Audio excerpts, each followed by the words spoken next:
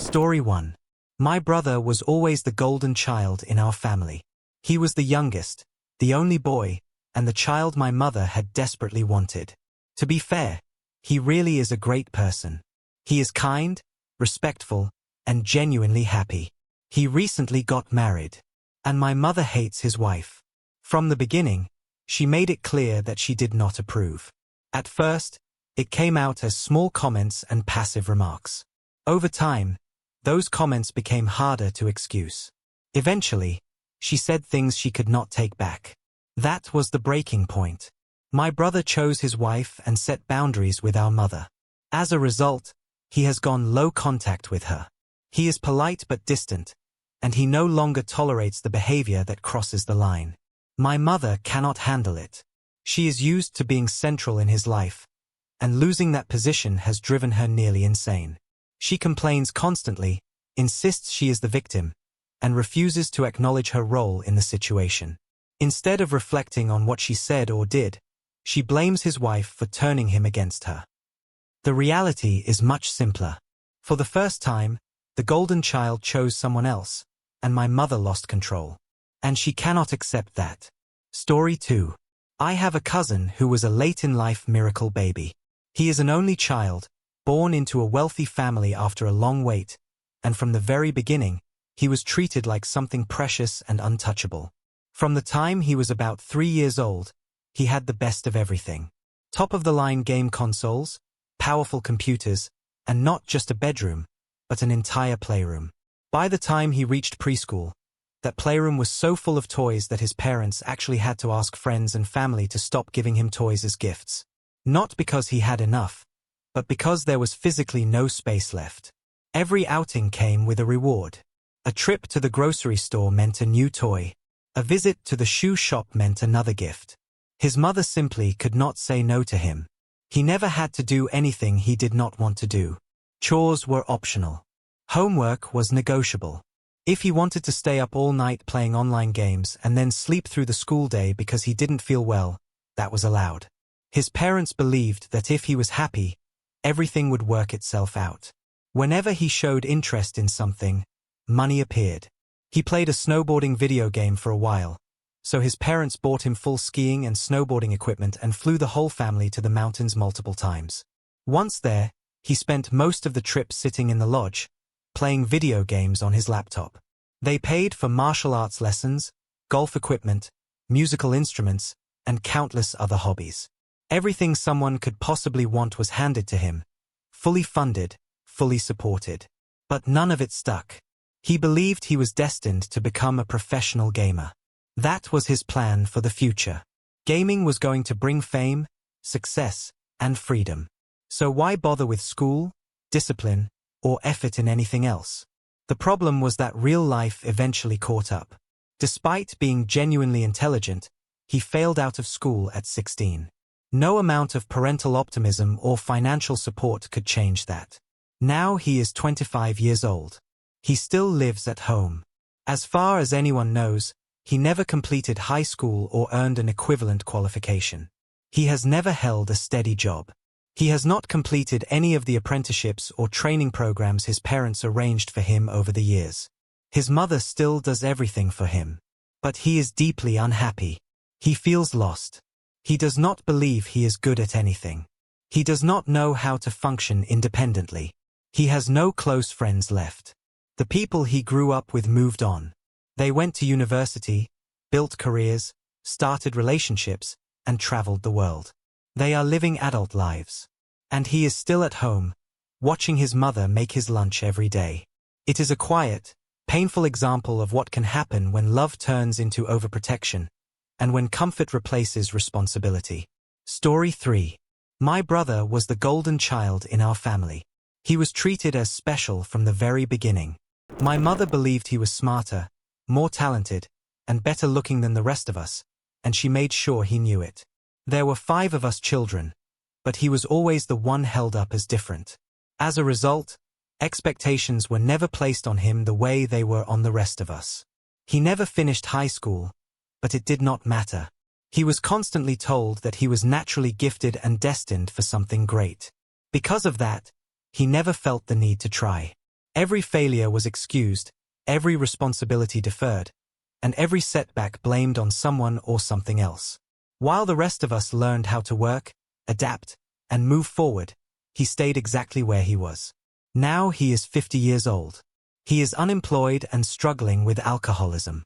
He never built a career, never developed stability, and never learned how to stand on his own. The praise he received growing up did not motivate him. It quietly took away his drive. In trying to protect and elevate him, our mother unintentionally did the opposite.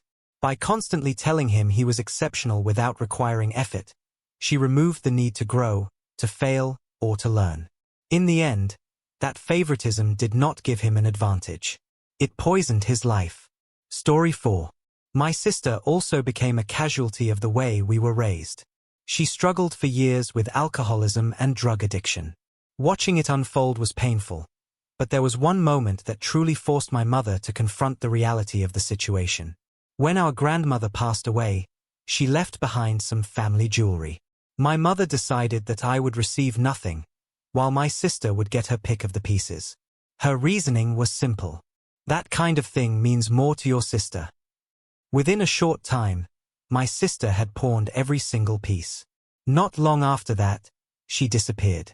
She chose homelessness so she could continue using without anyone questioning her or holding her accountable. 4 years, she drifted in and out of our lives. The only times we knew for certain that she was still alive were the periods when she was in prison. That cycle went on for more than a decade. Now, my mother insists that things are different. She tells me my sister is clean and that this time will be the one that sticks. She says it with hope, every single time. And every single time, she sends money. She gives gifts. A laptop. A brand new smartphone. Anything she believes might help. I want to believe it will be different too. But I have watched this pattern repeat itself too many times to ignore how it usually ends. Sometimes love, when mixed with denial, becomes something that enables the very behavior it is trying to fix. Story 5. My brother and I have a running theory in our family. He is our mother's favorite, and I am our father's favorite. Being my dad's favorite never meant much. It just meant he spent a little extra time talking with me and coached my softball team when I was younger. But being my mom's favorite came with real benefits.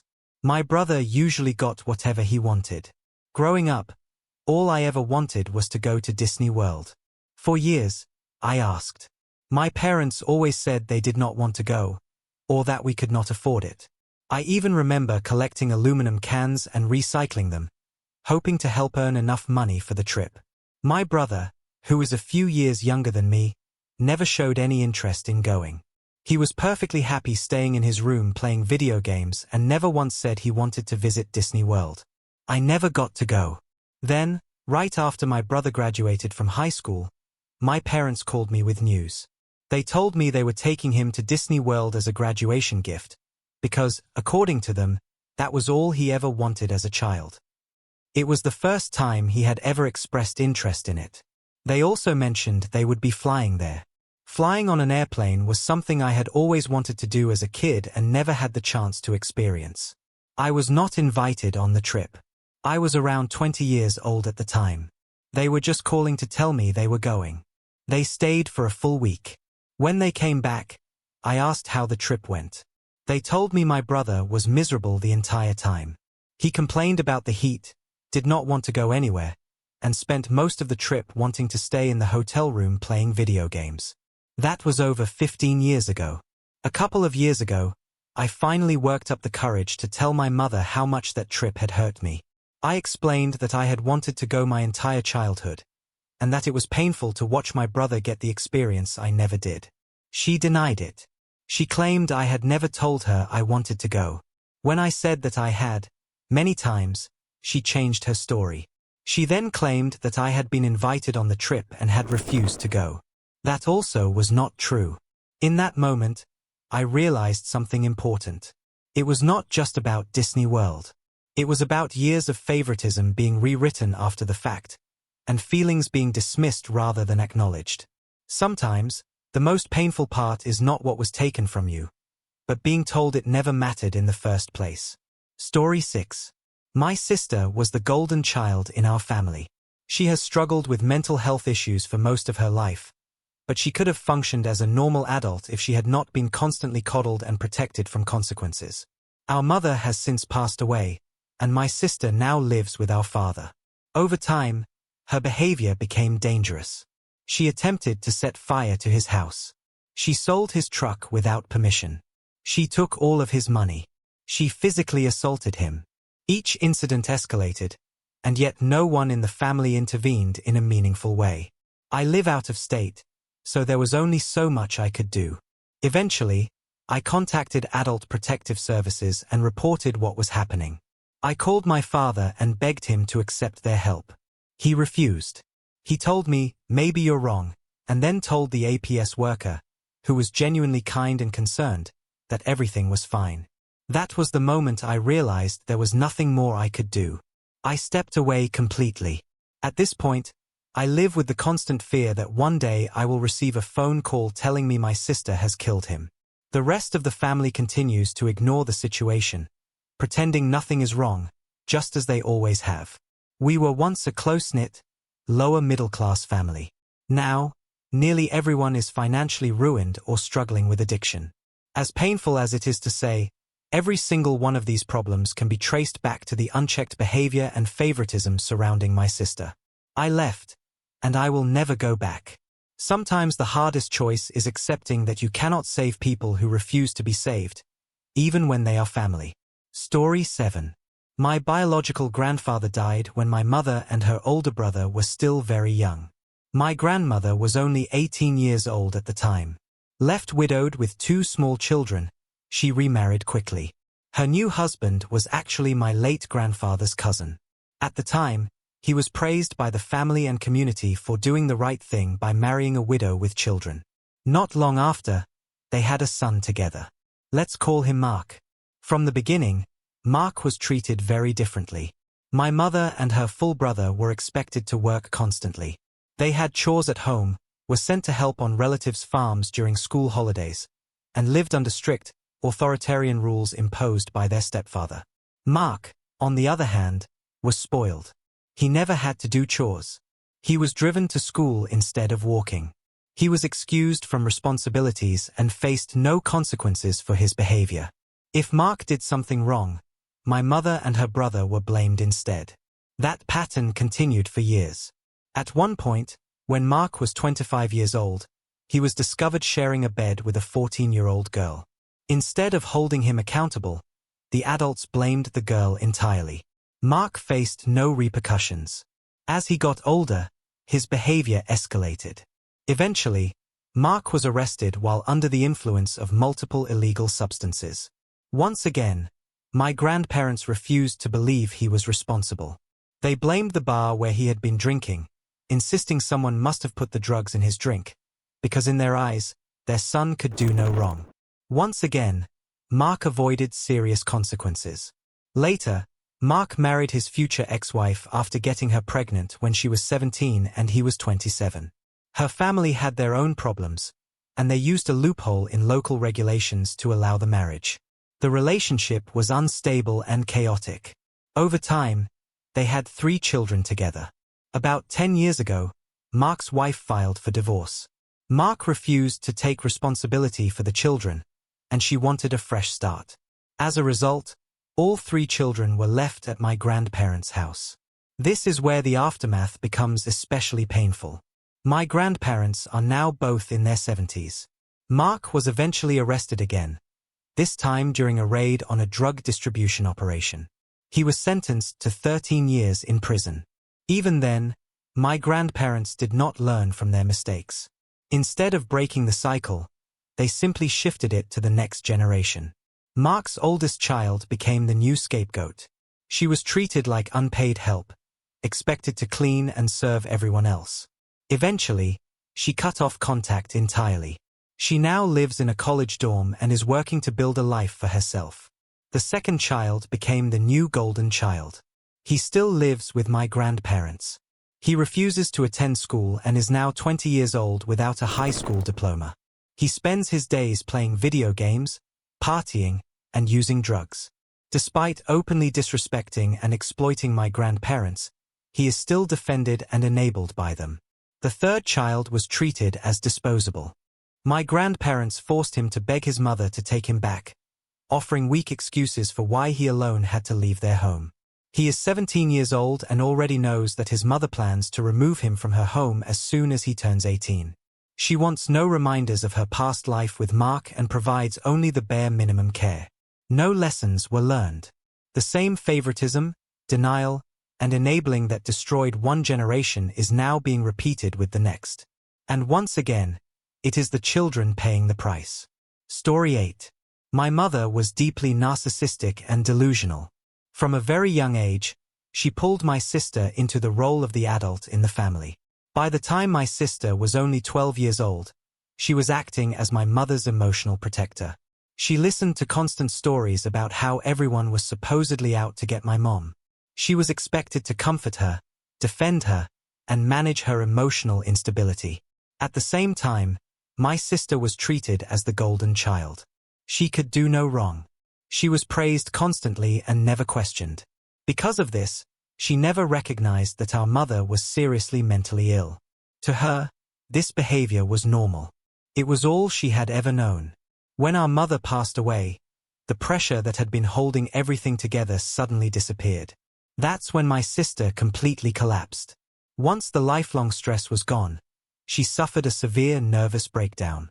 She became convinced that she had lead poisoning from old paint and believed she was allergic to nearly everything around her. Her fears escalated to the point where she would only eat baby food.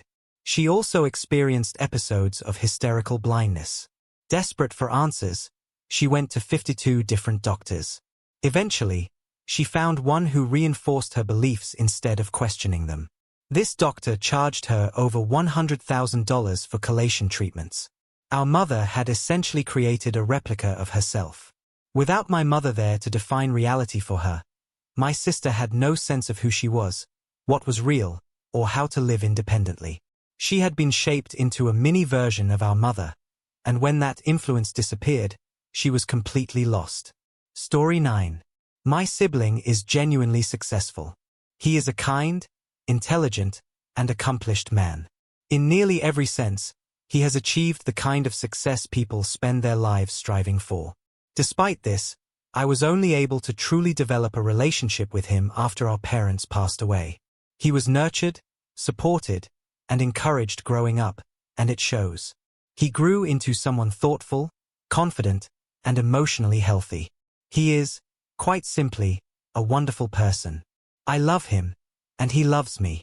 He often tells me that I am better than I believe myself to be. I wish I could accept that easily, but I still struggle to believe him. Years of doubt do not disappear quickly. It has taken 50 years for us to arrive at this place of mutual respect, understanding, and love. And even now, I am still learning how to see myself the way he sees me. Story 10. My story is an extreme version of growing up in a family with favoritism and neglect. I am the byproduct of my mother's failed second marriage. She filed for divorce shortly after I was born. From the beginning, it was clear she was not equipped to be a parent. She struggled with serious mental health issues, though there was never an official diagnosis. My grandparents even tried to convince her to give up custody so they could adopt me, but she refused.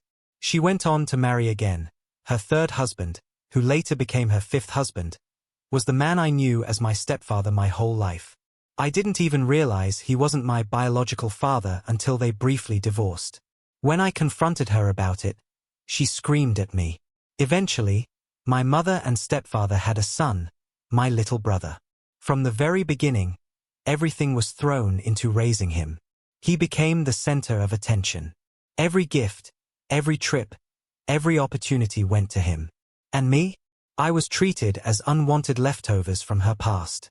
My stepfather's family never accepted me, and my parents made it very clear that I wasn't wanted. This neglect quickly escalated. My mother began physically and emotionally abusing me. My stepfather also got away with abusing me.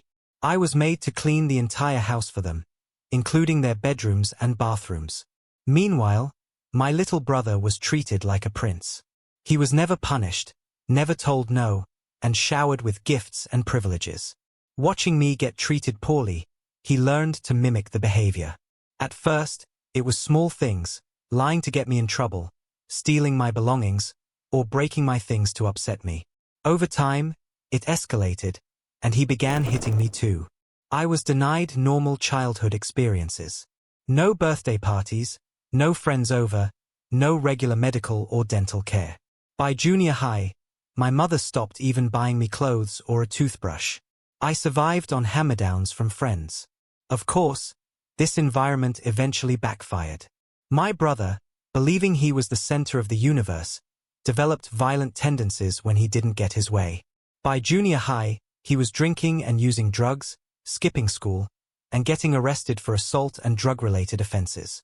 My parents went into deep debt paying his court fees and continued to provide everything he wanted. I joined the military as soon as I could, determined to get as far away as possible. My brother did not. He struggled to finish high school and remained financially and emotionally dependent on our parents well into his 20s. Eventually, my parents lost their original home to debt and were forced to rent. But without me to clean up after everyone, they were eventually evicted for neglecting the property. My brother moved hundreds of miles away but continued to have my parents pay his bills.